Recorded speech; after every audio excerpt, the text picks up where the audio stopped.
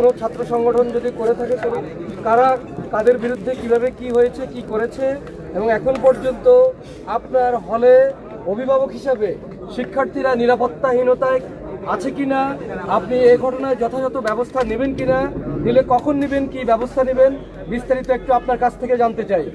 জি, আমি যখন শুনতে পেয়েছি আমি শোনা মাত্রই চলে আসছি। আসার পরে আমি দুইজন গ্রুপকে দুই দিকে পেয়েছি। আমি ভিতরে ঢুকেছি, ঢুকে পাওয়ার পর আমি যতজনকে অসুস্থ পেয়েছি আমি তাদেরকে হসপিটালাইজ করার ব্যবস্থা করেছি।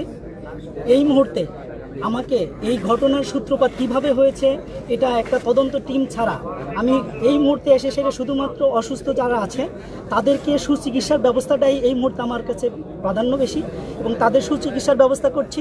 এবং আমার সকলেই ছাত্র, যে যেই সংগঠনই করুক না কেন সকলেই ছাত্র, তাদের স্ব অবস্থান থাকবে এটাই আমরা কামনা করি। এবং আমি দুই সভাপতির সাথেই কথা বলেছি, তারা আমাকে আশ্বস্ত করছে তারা আমার সাথে কথা বলবে। কথা বলে আমরা বিশ্বাস করি আমাদের ছাত্ররা সবাই তাদের সাময়িক যে ক্রোধ ছিল সেই ক্রোধ থেকে নির্বৃত্ত হয়ে তারা তাদের স্ব অবস্থান বজায় রাখবে এবং ক্যাম্পাসের শান্তি শৃঙ্খলা বজায় থাকবে।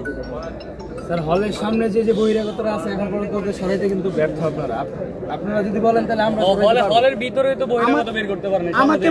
আমাকে মনে হয় মিডিয়া হাউস থেকে প্রশ্ন করলে ভালো হয় স্যাররে বললে, আর বাইরের যে প্রশ্নগুলো আছে এগুলো আমরা বসেই উত্তর দিতে পারবো। আর কারো প্রশ্ন আছে?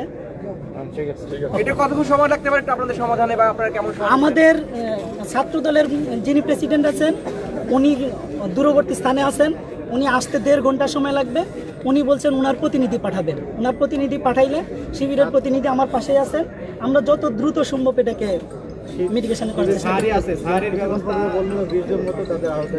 এইটা আমি আমাকে দুই দলের পক্ষ থেকে এই সংখ্যা বলে নাই, বলছে হতাহতের সংখ্যাটা অনেক বেশি। আমি নিজ হাতে 4 জনকে বের করে দিয়ে হসপিটালাইজ করছি।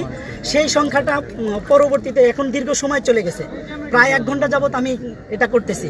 এরপরে সংখ্যাটা বাড়তে পারে। আমাকে হসপিটাল থেকে একজাক্টলি আমি হসপিটাল আমার সহকারী হোস্টেল সুপার পাঠাইছি, তিনি ওখানে আছেন। উনি আমাকে টোটাল সংখ্যাটা একজাক্টলি সংখ্যাটা বলতে পারলে আমি আপনাদেরকে সংখ্যাটা বলতে